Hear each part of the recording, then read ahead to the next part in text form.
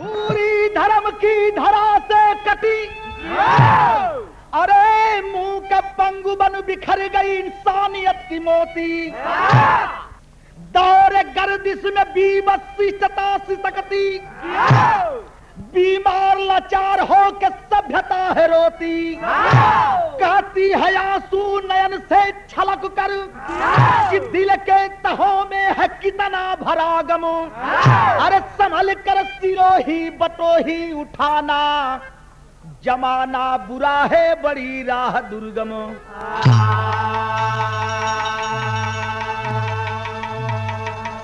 ए भैया, ए गाना का शीर्षक बा लालू यादव का गधा, लेकिन राजनीति से गाना कोनो संबंध नहीं बा, कांड। और गाना बा सामाजिक कि अगर भगवान इंसानियत इंसान दे दहन जन्म इंसान के, तो इंसानियत हर आदमी के दिल में होवे के चाहिए, ये सबका कर्तव्य होला। तो एक यहाँ तर्ज बा, और तर्ज है बा कि अरे सब कुछ हमें अल्लाह के दिलवर ने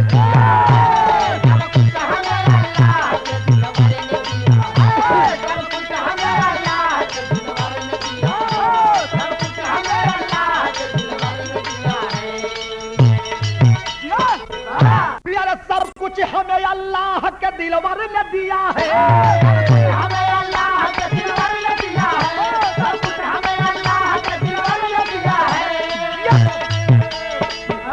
यार कुरान मदीने के पैगंबर ने दिया है, कुरान मदीने के पैगंबर ने दिया है, कुरान मदीने के पैगंबर ने दिया है, कुरान मदीने के पैगंबर ने दिया है। देखा है गाना के राजनीति से कोनो संबंध ना बा। बंबई से आवत अली 5-7 महीना पहले ट्रेन में सफर कटा बदे एक पत्रिका खरीदलीन, और पत्रिका में ये कहानी निकलल हल। 3 से शीर्षक के कहानी के दिहल हल। पहला शीर्षक दिहल हल शेरे बिहार लालू यादव, दूसरा शीर्षक दिहल हल कि लालू यादव का गधा, तीसरा शीर्षक दिहल हल कि सब्जी से आलू को, सब्जी से आलू को, जंगल से भालू को, तराजू से घालू को, और बिहार से लालू को हटाना मुश्किल है। यही पर गाना बनवा दहलीन। गाना बा सामाजिक। कभी एक बात लिखलन इंसानियत के ऊपर कि अगर भगवान इंसान का जन्म दहलन तो इंसानियत होनी चाहिए हर आदमी के दिल में। यहां लिखलन का कवि जी कि अरे इंसानियत इंसान का वजूद जता, इंसानियत इंसान का वजूद जता, इंसानियत इंसान का वजूद जता, इंसानियत इंसान का वजूद जता, कि अरे इंसानियत इंसान का वजूद जताता, और इसके बिना इंसान ना इंसान कहाता। अब यहां से भूमिका के साथ साथ गाने का स्टोरी शुरू बा। सुनेंगे आप गाने का भूमिका। गाधी तेरे चमन के, गाधी तेरे चमन के, गाधी तेरे चमन के, फूलों में जहर भरे हैं, फूलों में जहर भरे हैं, फूलों में जहर भरे हैं।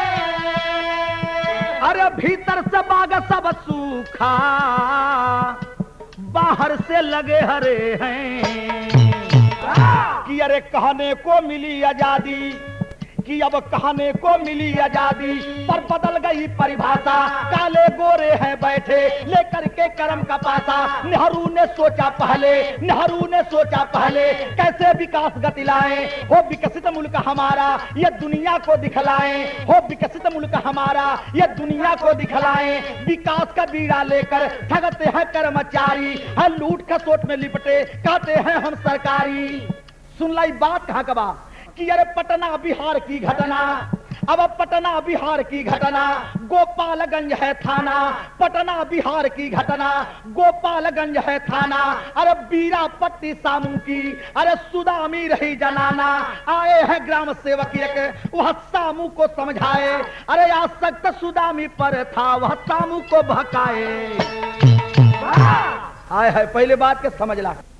पटना गोपालगंज थाना में बीरापट्टी गांव, बीरापट्टी गांव हरिजनों की बस्ती, वही में एक सामू नाम के गरीब हरिजन रहत रहा। लेकिन सामू जितना गरीब रह ओकर दुल्हन सुदामी उतना सुंदर मिल गई रहल। इतनी निक इतनी निक इतनी निक, अब समझ ला कितनी निक बताई, समझ ला कि अब बूझ जा कहब ना। हम सेवक साहब सामू के दरवाजे पर पहुंचलन सवेरे सवेरे। सामू कहला अपने दुल्हन सुदामी से कितन चारपाई लिए तू बैठा दे, तू सरकार बैठता बिछा दे तू।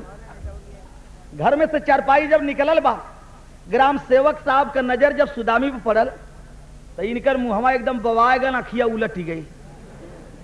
अरे बाप रे बाप, इतना नीक ते आज ले हम देखल ही नरली में है। कभी कभी गुदरी में भी लाल छिपल होला। अभी बेचारे ग्राम सेवक साहब टुकुर टुकुर वही सुदामी और ताकत हमन कि बड़ी नीक बा, बड़ी नीक बा, सोचत हवन मनवा में कि इतनी नीक मेहरारू। अब टुकुर टुकुर ताकत हम पलक झपत नहीं बा। अरे बाप रे बाप, चारपाई पर बैठलन के दिमाग में दूसरा नशा सवार हो गई। ताकत हम सुदामी और मनवा 61 62 63 64 65 66 ले पहुंचत बा। सामू से कहना क्या सामू, अरे यार तू गरीब आदमी हवा, तुहार हम कुछ मदद कर सकत हई। जब तुहारे दुआरे 5 मिनट बैठ गई तब अब देखला इनके दिमाग में दूसर बात बा। अब सामू के भूलवन का कहलन ग्राम सेवक साहब सुनला कि यार वीडियो साहब से कहा कर, कि यार वीडियो साहब से कहा कर अब मैं लोन पास करवा दूं। अरे फोटो ले आए सुदामी, मैं भैंसों से दिलवा दूं। ए सामू, तोरे गांव को लोग लोन बदे भैंस बदे फार्म भर ले हमन, तो तू भी अगर भर जेता तो वीडियो साहब से सिफारिश करके लोन में एक भैंस दिवा देती, दोनों प्राणी मौज से खाईता पियता। लेकिन एक बात बा सामू, अगर अपने नाम से भर देवा तनी देरी में पास हो लोनवा, आए अपने सुदामी के नाम से भरवा तो खट से पास हो जाई। सीधा साधा किसान ग्राम सेवक साहब के बात में फंस गईलन। तुरंत स्टाम्प मंगा के, फार्म मंगा के, दुल्हन के फोटो मंगा के भर और करके अब ग्राम सेवक जी के दे दिलन। अब ग्राम सेवक साहब वो फोटो वाला फार्म लेके पहुंचलन ब्लॉक पर, बीडीओ साहब के देहलन। बीडीओ साहब से सिफारिश भी कैलन कि तनी लोनवा जल्दी पास होके के चाहिए। जब बीडीओ साहब देखलन फार्म में लगल फोटो सुदामी का, तो इनहू का मुहवा बवाई गया कि जब फोटोआ एक नीक बा तो कितनी नीक हुई। अब बीडीओ साहब वही फोटोआ के देखत हमन, मनवा में सोचत हमन या एक थे बिरहा में तरज बा कि अरे गोरी रे गोरी सीने पर तोरी, अरे कैसन समान जान मारे हो, जान मारे कजरवा रे बरछी के मार, जान मारे कजरवा रे बरछी के, जान मारे कजरवा रे बरछी के, जान मारे कजरवा रे बरछी के, जान मारे कजरवा रे बरछी के, जान मारे कजरवा रे बरछी के। ई त तरज बा, लेकिन तनी वीडियो साहब का बात सुना।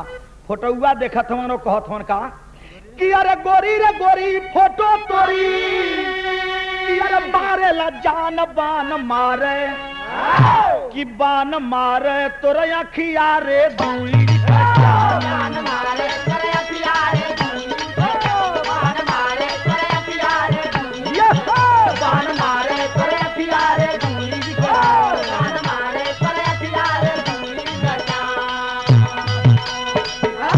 वही फोटोआ के देखत देखत देखत देखत वीडियो साहब के का हो गल तनी सुनला कि अरे वीडियो साहब के भरी गए मुहवा में पानी, वीडियो साहब के भरी गए मुहवा में पानी, वीडियो साहब के भरी गए मुहवा में पानी। कौनो अच्छी चीज देखले पर तने कर मुंह में पानी जरूर आ जाला, तो वही तरह देखत देखत इनके मुहवा में पानी भर गया कि अरे वीडियो साहब के भरी गए मुहवा में पानी, वीडियो साहब के भरी गए मुहवा में पानी, वीडियो साहब के भरी गए मुहवा में पानी। अरे वास्तव में लागेली रूपों की रानी, लागेली रूपों की रानी, वास्तव में लागेली रूपों की रानी। अरे फाइल उठा सीने से लगा, फोटो से करा मिलान, कि बान मारे तोरा अखिया रे दूज का चान। यानी कैसो कैसो दिन तक बीतल, राती का कुल फाइल बांध के मेजे पर रख करके खा पी करके आराम से चारपाई पर सुतलन है। वीडियो साहब 12 बजे रात के एक बार इनके निदिया उचट गई, और जब निदिया टूट गई तो इनके वही अखिया में नाचे लगल सुदामी का फोटोआ। फिर गईलन फैलियन में से खोल के सुदामी वाली फैलिया लेके अलन चरपैया पर सूत के वो फोटुआ को और ताकत हम कभी कभी ओके चुम्मा दें तो कभी कभी चाट हैं तो कभी कभी सिनेमा से लगावन।